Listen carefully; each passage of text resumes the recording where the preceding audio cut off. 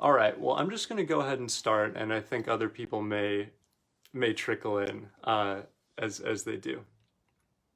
So, yeah, this is a talk and a reading from my book, which is called Literature: How to Read and Understand the World. And it's a book about reading literature. It's a book about reading literature in a certain way.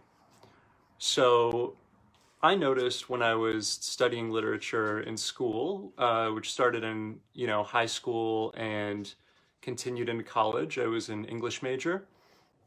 I noticed that the way I interacted with the text always felt really mental, and it felt like it didn't intersect with what I, as a human being, was learning about my life. I think stories are really vehicles we have for delivering wisdom. And that part of the reading experience never felt like something I could access in a learning environment or talk about in my papers, in academic writing. And part of this project was really wanting to explore that. What is the difference between the way we kind of innately interact with stories when we're young, when we're playing, when we're acting? What is the difference between that and the way literature gets taught as a subject in school? And what can exploring that difference teach us about the meaning of life, really, and how to live more fruitfully? Because again, I think literature is really about wisdom. It's about conferring principles of living from elders to youth through stories. And so this book for me has always been about different ways of reading, different ways we can approach literature, and what ways might be best to give us wisdom, to help us to lead more wise lives. So that was always kind of the drive. And tonight, what I'm going to do, you're right about the format, Bob and Kathy. I wish I could see everything behind me and my whole face at once. But I guess I can just do this, and then you can at least see me. What I'm gonna do tonight, hi Lori. What I'm gonna do tonight is talk a bit about the book. I'll read a couple sections from it. I'll tell you the gist of the content that's inside. Then I'll leave time for questions, and then afterward, if people are interested, I'll tell you how you can buy the book, and I'll tell you other ways that you can interact with the material. So I'm going to start by reading just some of the opening, and then I'll talk a bit about that, and then I'll give you kind of a breakdown of what's in the center of the book, of the main content. All in all, I'm going to read a bit of the beginning and then a bit of the end, which is actually something I saw Jack Kerouac do in a reading once, and it was from On the Road, and it made me laugh when I later read On the Road because I felt like the beginning and end of the book were the best parts, and he just skipped over the middle, which could be kind of boring. So yeah, I don't want to imply that I'm doing the same thing. I think my whole book is interesting, but I'm just going to read some of the beginning and some of the end. And to people who are sending likes, it feels good, strangely enough. So, this is, oh boy, this is my copy of Literature: How to Read and Understand the World, and it has purple Post-its in it to tell me where to start reading. And I'm just going to read a bit, talk about it, and then I'll sort of briefly show you through what's in the rest of the book before getting to the ending. So this is from the introduction.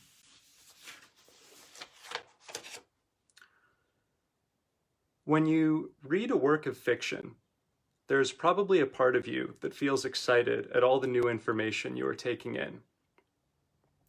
This is the part of you that plans to later relay this information to impress somebody, say at a dinner party or in a classroom. You'll refer to the information you read in the work of fiction, and the person will be blown away by all that you know. And for a moment, you'll get to feel like a master. While you read, this part of you governs your hand so that you take notes, underline passages, or circle keywords. Your emphasis is on remembering things so that you can later use them. At the same time, there is probably another part of you that is responsible for your reading the work of fiction in the first place. This is the part that, when an important character in a work of literature dies, quivers in you, draws back, and feels pain. As this part of yourself, you extend the bounds of your selfhood outward to encompass the characters and situations about whom and which you read, reinscribing the bounds of yourself so that you become larger than what you once were. This process is subtle, but it is happening at the level of your gut and heart all the time as you read. When you speak to somebody in class or at a dinner party, it is really this second part that motivates what you say.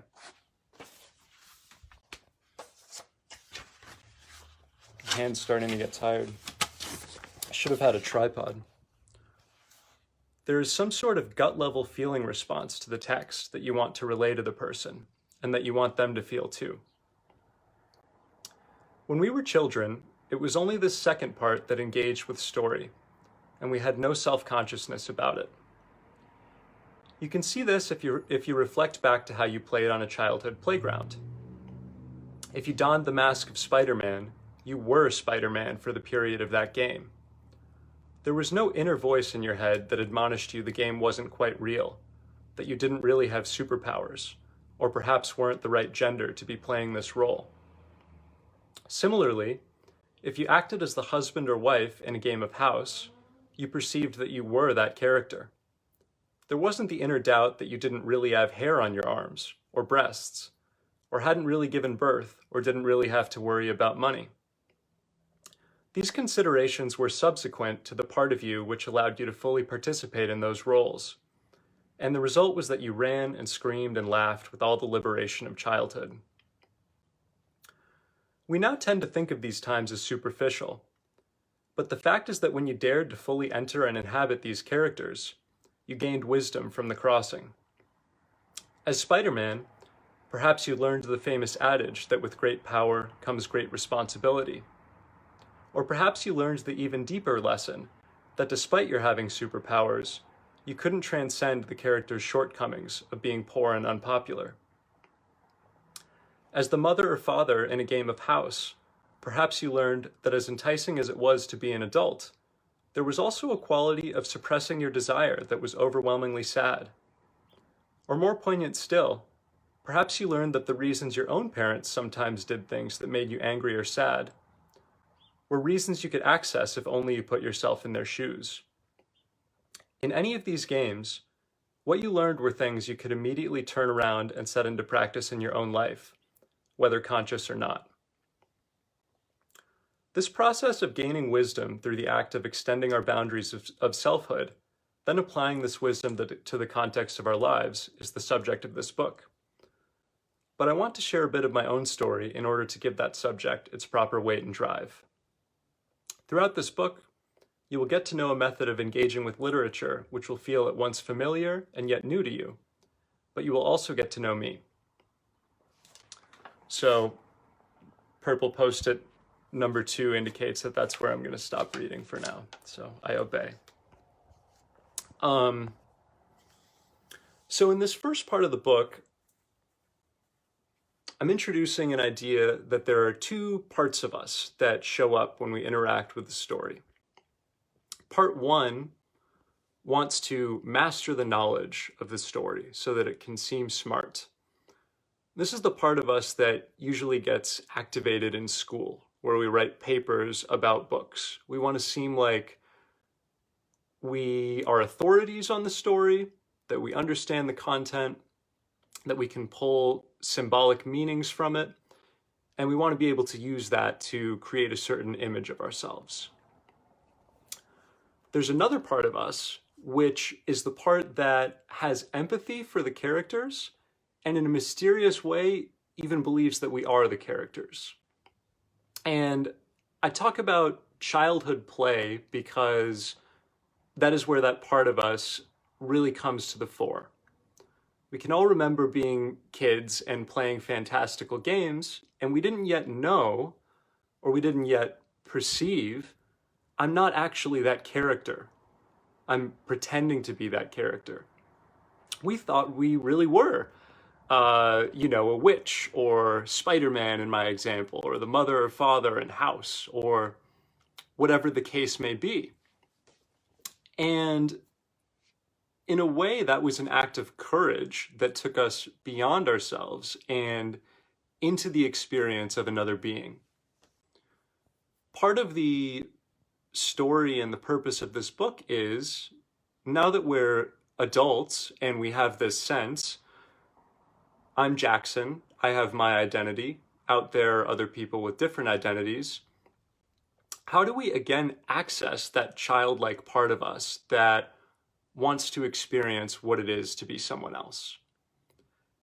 Because through accessing that, we can gain wisdom. Wisdom is patterns from other people's lives, people who have tried and failed or tried and succeeded, that can be applied to our own lives.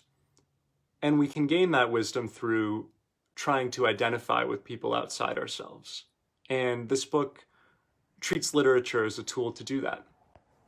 So that's kind of what's getting set up in the introduction there. One thing I haven't said yet is if anyone has a question at any time, you can do that. This is the portion of like the book event where the person would typically read from and talk about the book. So I'm doing that. But if you have questions during this time, I'll address them, and then I'll do a more formal pause for questions in a while. So the beginning of the book talks about these different ways of interacting with literature and the different things they give us. We can have the experience of identifying with the characters, which is very raw and fun and childlike and immerses us. It's immediate. Or we can have the more mental approach where we're studying things from afar. And that tends to be what we learn in school. A metaphor I use to Simone's question is, do you go through reading other specific books within the book? So what I did to create this book is I chose 5 works of literature and I read through them using the method that the book is about. And along the way, I wrote about what I discovered about myself. And so the book is kind of my own journey of self-discovery through literature. I'm using my own life as the example so that other people can see how doing this work can change us and the gifts that it can give us. And then to give them kind of a practical example to apply to their own lives if they so wish. So yeah, Great Gatsby was one of the books I used. I also used Huckleberry Finn. I used Pride and Prejudice. I used Hamlet, and I used Lord of the Flies. The book is the how-to on the method, and I'll start getting into that, Simone, so thanks for asking that. So a distinction I use in the book is between what I call the balcony and the field. The balcony is where we're standing outside the work of literature and just surveying the characters, and we feel disconnected from them, and we might feel judgmental. We might feel, that character is doing stupid things. I would never do that. That character is so irrational. They're so moody. Whatever kind of judgment might arise. The field is where we are with the characters, we are identifying with the characters, we are in our hearts, we are in the story. And that's a really fertile place to get to if we want to learn about ourselves through reading literature. So part of the book is about how do I get onto the field like I was as a child when I was playing in stories, and how do I use that to then transfer wisdom back to my own life in a practical way. And to Simone's questions about the, or question about the steps. I don't know if this is going to work. Yeah, hope you can see that. So there are 5 steps in the book, and I go through these in respective chapters.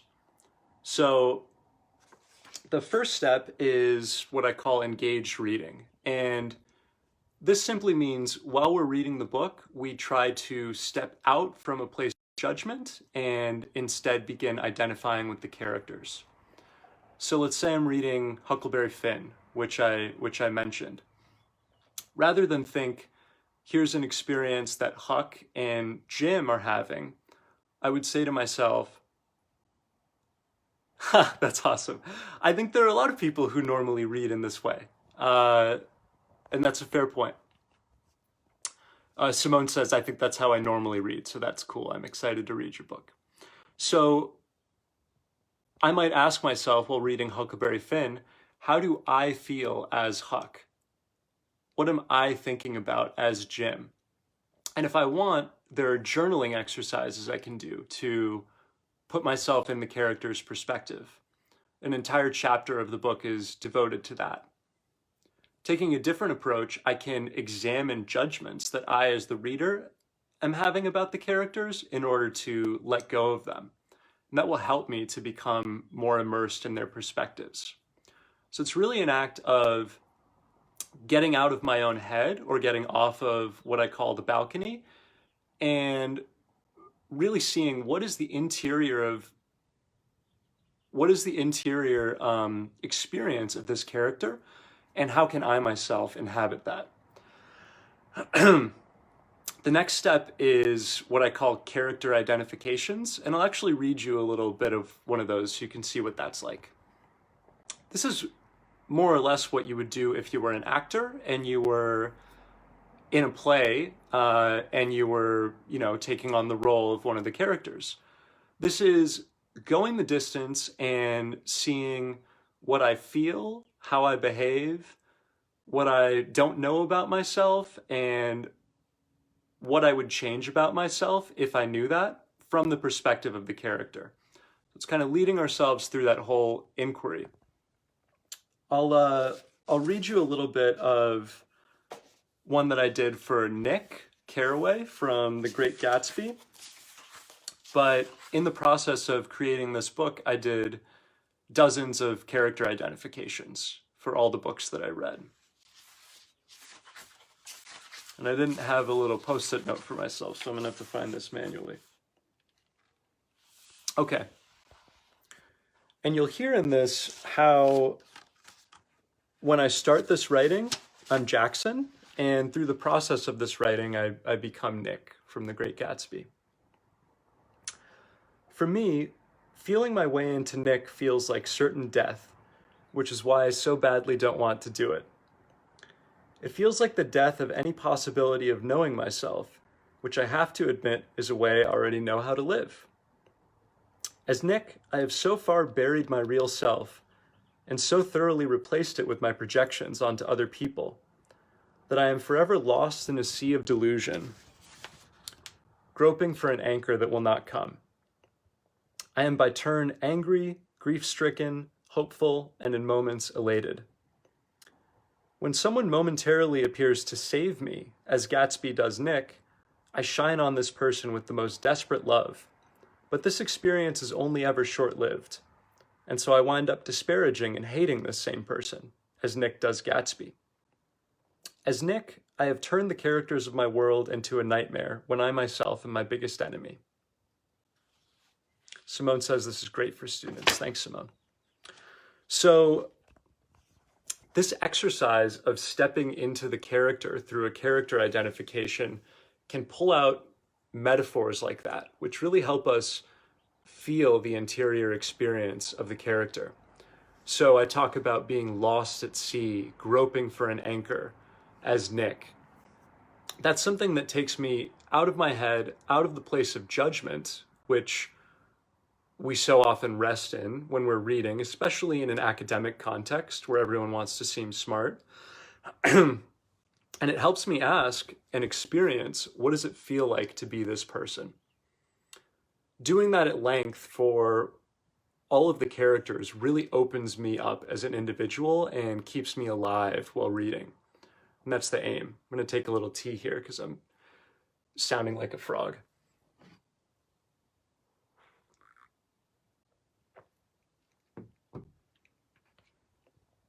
The next step is what I call creating a psychic map, and I actually have one on the board behind me. Let's see, how do I... So you can tell I'm like pretty easily stymied by mirrors. My phone in the wrong way. So I have felt through and written about all the characters in a book from the first person. What I then want to do is extract the essential lessons that all of the characters go through in that book so that I can turn around and apply them to my life. Since after all, the whole point in doing this is to learn about myself through the experience of other people. This book is really a device for accessing wisdom, and it's a metaphor for how we gain wisdom in general. Literature is just one way we might do that. So this is a psychic map I created for Hamlet, and basically a psychic map is a flowchart. It put on not selfie mode and then show us the board. Oh, I think it might be backwards for you, which it is for me too. Okay, that's helpful. So this is from reading Hamlet, and essentially what I've done is I've looked at all the character identifications I did with Claudius, Hamlet, Gertrude, all of these characters, and I've asked myself, what are the trials and tribulations, the essential pitfalls that they all go through? And what are the successes they have or could have? And what are the parallels among these different characters' journeys? And from that, I've created this flowchart that helps me see how to walk through my own emotional pathways based on what the characters learn. So, for instance, most characters in Hamlet suffer from loneliness in some way. And due to their loneliness, they fear being rejected. In that fear, they can either hide from other people using sarcasm and deceit, which then leads them to be rejected, which is what they fear, which then sends them to self-pity, and they can wind up in this cycle. Or they can listen to themselves, acknowledge that they feel lonely and fear rejection, and they can either confess this, share it with someone else.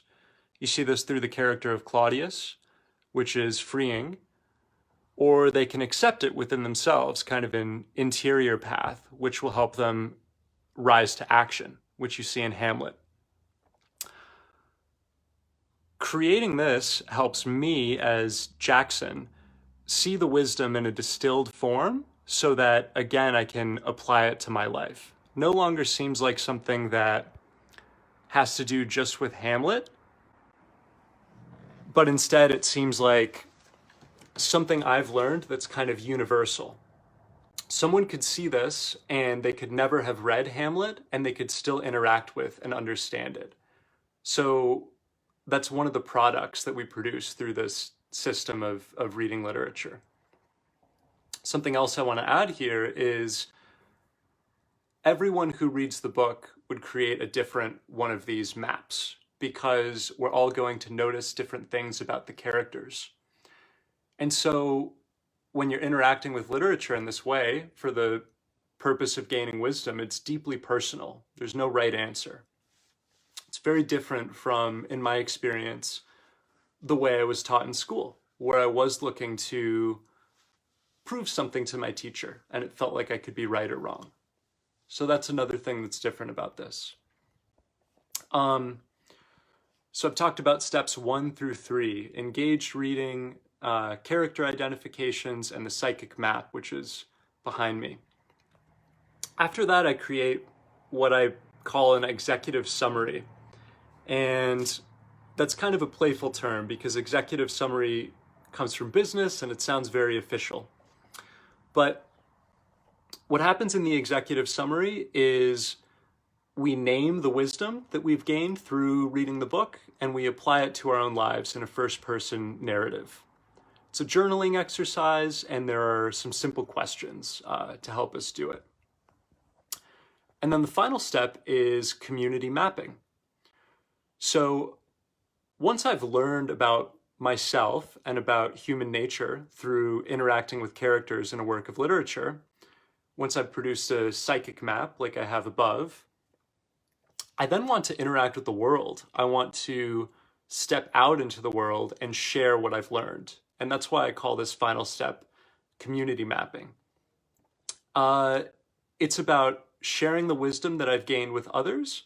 And it's also about being sensitive to the fact that every human being is on their own journey and no bit of wisdom is going to apply to every human being.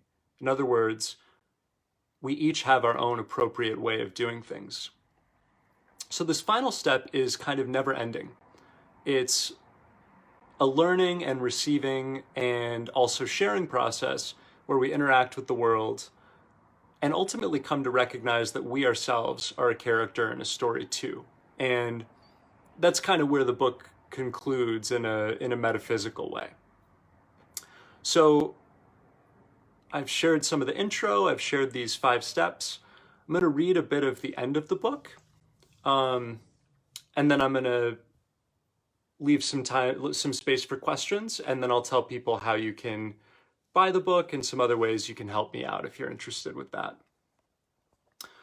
One thing I want to say first about this final section of the book that I'm going to read is, and I talked about this at the beginning, I use myself as an example in the book. I use my own life and the ways I've watched myself change and kind of the gifts that have been given to me as I started doing processes like this.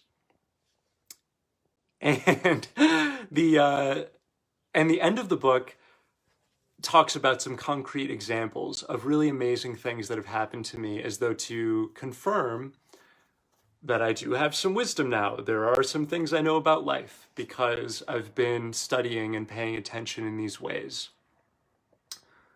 When we do work like this, we're more likely to gain confidence.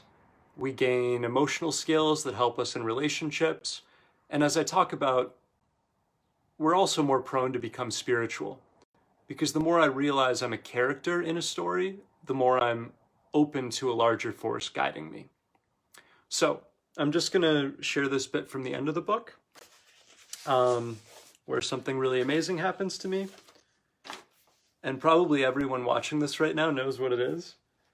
And then I'll take some questions.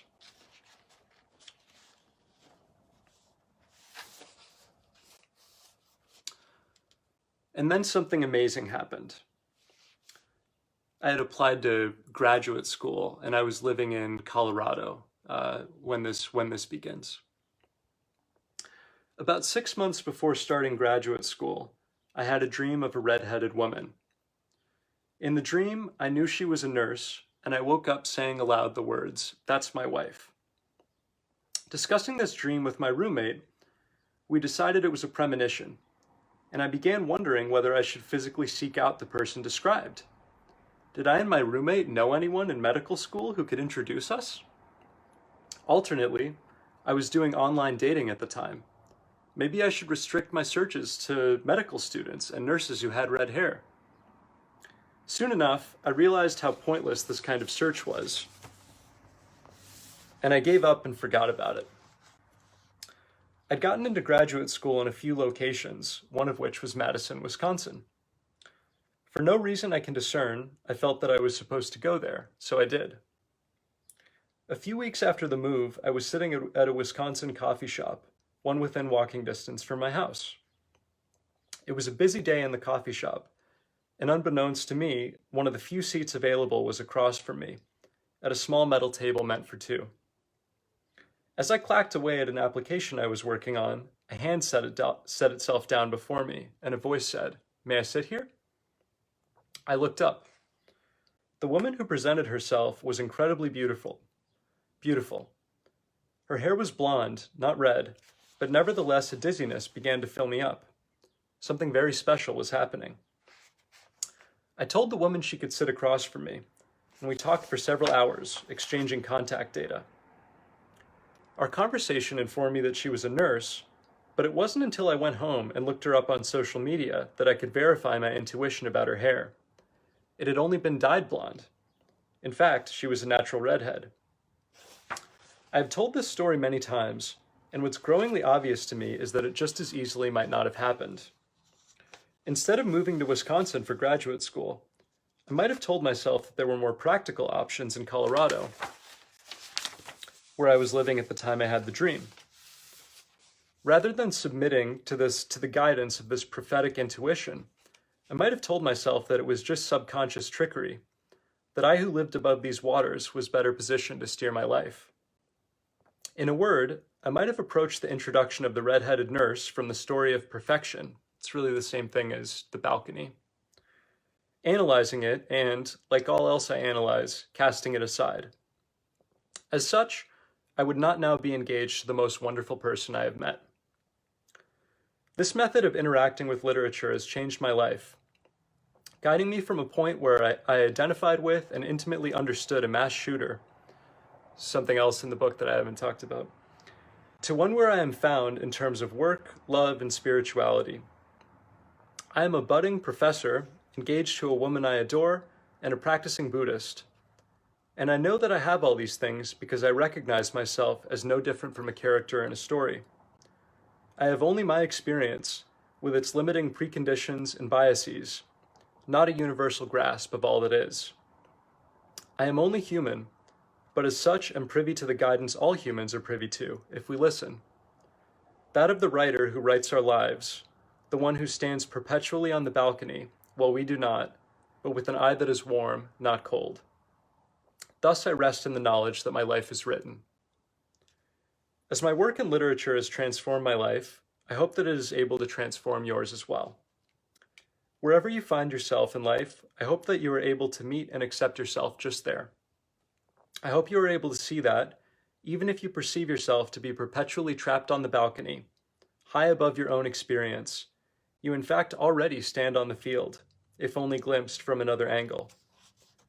This is a realization that will allow you to forgive yourself as well as share wisdom with others, gain wisdom from them, and as in my story, begin to receive wisdom from that greatest, highest source, spirituality, the writer of our lives. Literature can serve as an ample tool for procuring these realizations, though it is not the only one. I merely hope that if literature is the right tool for you, you treat it as such. I know from your co-creation of this book with me and the act of reading it that you are ready.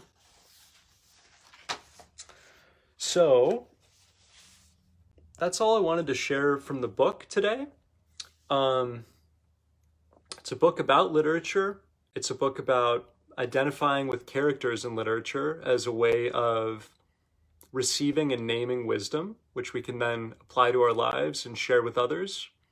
And I have found in my own life, as I talk about in the book, through doing this process, we become more confident, more in touch with our emotions, and open to larger forces steering our lives, which can bring intuitions and gifts we can't even imagine. So that's what I wanted to share for now. I'm going to leave some time for questions if anyone wants to type any. And then I'll tell you how you can buy the book, how you can make a donation to me. If you want a signed copy, I'll let you know how I can get one of those to you as well. So I'm going to wait for some questions and see if anyone wants to type anything.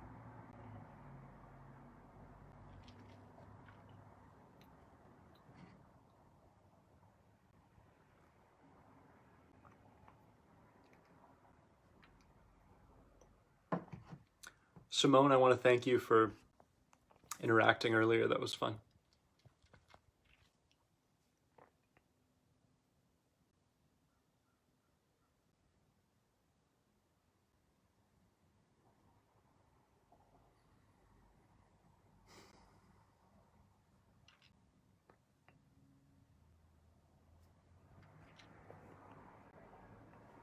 I have a ton of books, by the way, so my hope is that I can post this video elsewhere later, and that if other people see it, they're welcome to write me, and I'll send a book to them too, even if they weren't here when this was live.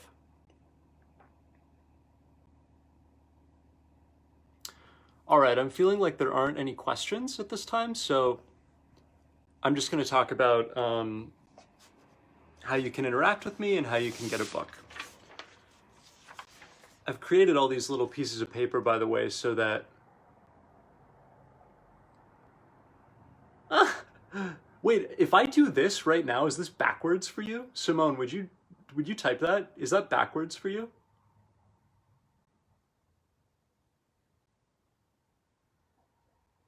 Oh. I'm going to address this question from Roger first. So I have used parts of this technique with students, yes. I went into a middle school in... Nice. Okay. Thanks, Simone. I can't believe the whole time I was doing this, all my aids were backwards. Oh well. Yes, I have used this technique with students. So I went into a middle school in Wisconsin, and we did engaged reading, character identifications, and psychic mapping. And the students really seemed to enjoy it.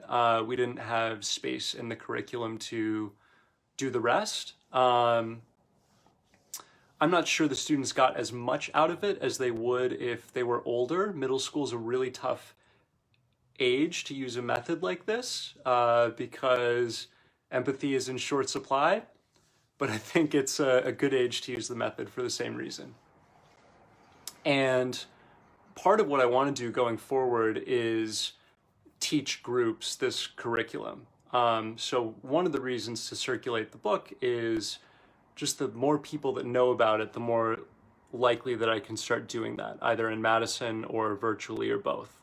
I really enjoy interacting with this material, interacting with this curriculum, and I would love to work with more groups of students in that way. I'm going to address Kate's question.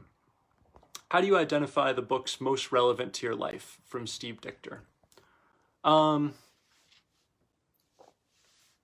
think of, it's really relevant to a lot of what I'm saying here. I think of books that have proved the most crucial for me in changing my life in tangible ways. So there's a question and answer section actually in the end of the book, and I talk about my favorite books. And probably my favorite book of all time is Letting Go by David Hawkins, which is nonfiction. And it's about psychology and spirituality and navigating emotions. And at the time I read it, it simply felt like the right book in its ability to really encapsulate what I had learned in my life up to that time, and also offer me new pathways that I could explore. It was both a summary and a massive growth opportunity for me. So my favorite books are, I actually think you mean this question differently, and I'll address that in a sec, but my favorite books just feel right to me at the time. If you mean you're a reader and you're interested in using my book as a curriculum, but reading something else using it, how would you identify the books most relevant to your life? I don't really think there's a limit to using this method. The books that I used as my case studies, Hamlet, Pride and Prejudice, what were the others? Great Gatsby, Huckleberry Finn. These are very, very different books from one another and very different from the context of my life. And I found that I was able to identify with all the characters and gain something from all of them. So I think part of what we learn when we do this is that we have fewer limits than we thought. We find I am able to understand what it would be like to be that person, even though it might seem so foreign to me. So I would just encourage you to stretch yourself and to try reading things that are unusual for you. And if something absolutely doesn't work, you'll know it. Thanks, both of you, for asking those questions. So if you want books, which Simone keeps saying she does, oh, it's backwards. We talked about that already. All right, I'm learning. So there's my website, jacksonholsbergbuckley.com. You can find links to the book there on Amazon, Goodreads, and I think Barnes and Noble as well. If you go to the link that says support, you will find my PayPal. I mean, you can just buy the book for yourself on any of the aforementioned places. But if you want some of these copies that I have here, which I can sign for you, then what I would ask you to do is, thanks, Simone. What I would ask you to do is just send an amount that seems appropriate to you to my PayPal on that support link, and write me and give me your address, and I'll sign a book and I'll send it to you. I would love it if you did that, because that way I make 100% of the money. And also I have a bunch of books that I would love to give away, and I would love it to be personal. I would love to sign it for you. If you buy a book using Amazon or one of the other sites, please write a review. This is a self-published book. It's difficult to find self-published books, but they get moved up in visibility the more people write reviews and the more people rank them highly. So doing that would be a favor for me. If you're in a book club, I encourage you to try using this book with your book club. There's actually a whole section of the book that's devoted to how do I run a book club using this method. So you'll find an instruction manual for how to do that. Lastly, if you want to work through the steps of this book, either individually with me or in the form of a group course, please use that website or Facebook and find me and write me about it. I'm not sure exactly what the status is of potential group courses right now, given that we are all in quarantine, which is why I'm having to do this event like I am. But we could do something virtually, or when the country is more in motion at some point, we could organize a physical course. I just don't feel at this time I can say when that will happen. But if you're interested in working with me in any form, please write me and we'll see what we can do. Simone says Zoom course, and I'm thinking about it, maybe over the summer. So I want to thank everyone for coming, and if there are any other questions, go ahead and write them and I'll kind of hang out for a minute. But otherwise, I've shared what I wanted to for today.